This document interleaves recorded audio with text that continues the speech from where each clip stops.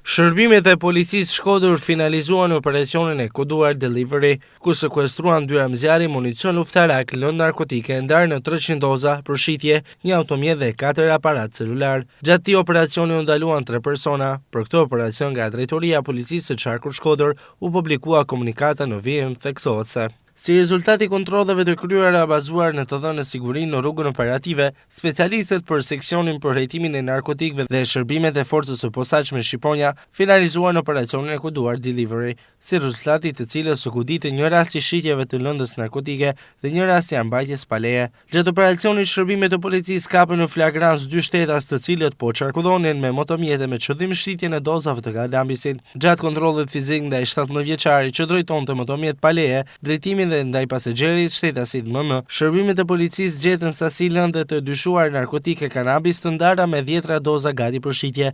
Në vijim gjatë kontrollit në banesën e shtetasit MM, ku qëndronin dhe shtetasi PM VDIT dhe ZM xhaxha i tyre, shërbimet e policisë gjetën një sasi lëndë të dyshuar narkotike kanabis të ndarë në rreth 280 doza, me çese farmaceutike, një armëzjar i pushk, një armëzjar i pistolet, municion luftarak dhe 4 celular. Në përfundim të veprimeve proceduriale të kryera nga specialistët e sektorit për hetimin e narkotikëve, u arrestuan në flagrancë shtetasi MM 18 vjeç, ZM 36 vjeç dhe shtetasi i mitur 17 vjeç. Nisi procedimi në gjendje të lirë për shtetasin PM 20 vjeç. Materialet proceduriale u referuan prokurorisë pranë gjykatës së shkallës së parë të jurisdiksionit të përgjithshëm Shkodër për veprime të mëtejshme.